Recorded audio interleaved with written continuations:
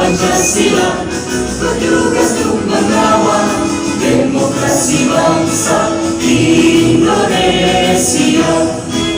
Berdasar undang-undang kami pun berdiri, wujudkan harapan reformasi. Kau harus semangat kami, tak akan berhenti, ayo awasi. Jujur, adil, mandiri, berintegritas tinggi, menjaga hak pilih di seluruh negeri. Bersama rakyat, awasi pemilu, demokrasi maju. Dari Bawaslu Kota Jakarta Timur pada hari ini mengadakan acara kita berdiskusi mengenai dinamika dan potensi tingkat proses ya dalam tahapan pemutahiran daftar pemilih ini. Jadi dan kita undang semua LO partai yang ada di Jakarta Timur dan juga jajaran kita di tingkat kecamatan Panwascam, 10 kecamatan kita undang semuanya karena kita dalam rangka pencegahan supaya tidak ada sengketa ketika nanti di akhirnya itu, dan juga kita mengantisipasi tidak ada misalnya konflik di grassroots gitu, dan kita mau semua masyarakat itu terdaftar dalam daftar pemilih gitu ya, dan bisa menggunakan haknya untuk memilih pemimpin itu. Ditambahkan harapan-harapannya Pak. Dan harapan kita ini memang seperti saya katakan tadi, kita menginginkan pemilu itu partisipasi masyarakat semuanya dalam pemilu ini aktif semuanya, kemudian juga mereka datang ke TPS untuk memilih dan juga mengawasi ya, semuanya mengawasi semua tahapan penyelenggaraan pemilu ini sehingga bisa berjalan dengan jurdil, demokratis dan damai. Itu harapan kita, dan juga kita senantiasa komunikasi baik dengan sesama penyelenggara pemilu, dengan KPU dan juga dengan LO partai, dengan partai politik kita komunikasi dengan baik supaya tidak adanya miskomunikasi antara antar peserta dan juga dengan penyelenggara pemilu. Dan juga kita temukan pada saat ini dan kita mengedukasi, kita datangkan narasumber yang berkompeten sehingga jajaran kita Panwascam dan juga peserta pemilu partai-partai politik yang mewakili hadir pada siang hari ini bisa berdiskusi gitu ya, bisa berdiskusi bersama-sama. Pada hari ini kita berdiskusi di Bawaslu Jakarta Timur ya, berdiskusi terkait dengan sengketa proses pemilu, kemudian terkait dengan daftar pemilih serta fenomena-fenomena plus potensi dan juga solusi yang harus dilakukan ke depannya, Mas. Begitu. Bisa ditambahkan lagi Pak? Jadi pada hari ini itu diskusi kita cukup mengalir, cukup aktif, semua teman-teman peserta maupun dari kita semua. Ya pada prinsipnya diskusi hari ini kita memikirkan republik ini, Ya. memikirkan republik ini karena nasib bangsa Indonesia 5 tahun ke depan itu salah satunya di pundak kita semua yang ada di ruangan ini khususnya, begitu. Supaya nanti apa yang kita dapatkan di sini dibawa keluar, Mas. Ya. Dibawa keluar itu maksudnya bagaimana kemudian kita menyadarkan masyarakat yang tidak tahu menjadi tahu, yang salah paham bisa tidak salah paham lagi, yang kemudian tidak tergerak menjadi tergerak. Nah, kira-kira begitu poin pentingnya. Ya. Banyak hal yang sudah kita lewati hari ini ya Pak. Betul. Termasuk di dalamnya banyak sekali kayaknya sel-sel yang mungkin perlu sama-sama kita pahamin Pak. Di dalamnya ada sengketa proses, sengketa hasil dan lain sebagainya Pak. Betul. Harapan-harapannya Pak. Ya kalau soal harapan, saya rasa mungkin tidak jauh berbeda dari harapan kita semua, Mas. Sebagai masyarakat, sebagai rakyat Indonesia, kita berharap khususnya pemilu ini ya aman, damai begitu. Semua tahapan prosesnya terselesaikan dengan kepala dingin, dengan baik. Dan kita toh ini memilih pemimpin, bagaimana kemudian bangsa Indonesia ini dibawa lebih baik ke depan. Begitu aja harapannya. Sama semua saya rasa, harapan Mas juga begitu, Ya.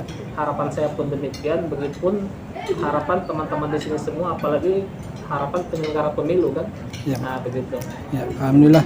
Saya kira ini kan pernyataan Pak Alun mungkin nanti bisa mempengaruhi orang banyak nih Pak terkait persiapan pemilu 2024 nanti ya Pak. Bukan pernyataan saya, tapi hasil diskusi kita kali ini kan yang punya rumah kan teman-teman Bawaslu Jakarta Timur nih.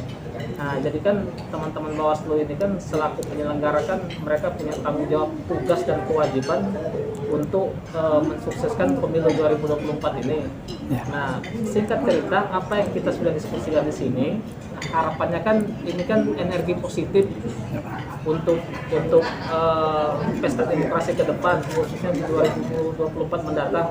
Nah, dari hasil diskusi ini harapannya kita bisa mempengaruhi masyarakat dalam konteks pengaruh yang positif, yang memiliki kesadaran, yang memiliki kepedulian terhadap proses ataupun tahapan pemilu ini. Kita datang ke pemilih-pemilih pemula ke SMA, kita hadir ke komunitas-komunitas, kita hadir ke majelis taklim, kita beri wawasan tentang kepemiluan, dan mereka kita ajak partisipasi dalam pemilu, bukan hanya mencoblos di TPS, tetapi juga mengawasi semua tahapan penyelenggaraan pemilu. Dan ini pentingnya kita turun ke masyarakat. Tapi alhamdulillah di Jakarta Timur itu kita anggap berhasil partisipasi masyarakat dan juga pelanggaran-pelanggaran minim. Karena apa? Bawaslu itu grand temanya itu ketika pengawasan itu adalah pencegahan terlebih dahulu. Jadi ketika Bapak Ibu sekalian dari partai politik mau kampanye, itu kan pemberitahuan dulu tuh. Pemberitahuan ke kepolisian, ke Polres, pemberitahuan ke KPU, pemberitahuan ke Bawaslu. Oke, satu lagi bonus, silakan Bu. Bonus ini.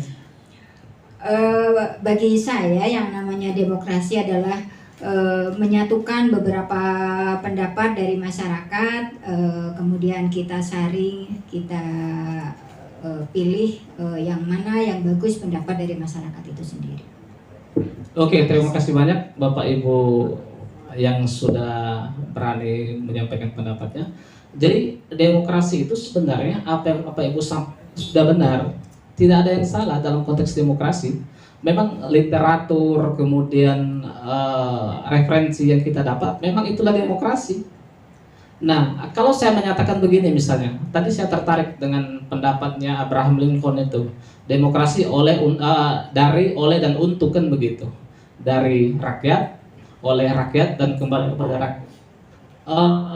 Bapak Ibu sekalian sepakat tidak kalau saya mengatakan bahwa demokrasi itu sebenarnya cukup dalam tataran proses pemilu semata. Sepakat nggak begitu? Artinya setelah pemilu selesai, udah hilang demokrasi. Sepakat nggak begitu kira-kira? Tidak sepakat. Coba yang tidak sepakat, apa pendapatnya? Silakan Pak. Saya sepakat. Baik, biar rame lagi. Di awal tadi kita bicara demokrasi, kemudian kalau disempitkan kepada, saya Farid dari Kecamatan Durensawit, Pak Alung. Pak Alung lahirnya nggak dilempar kan?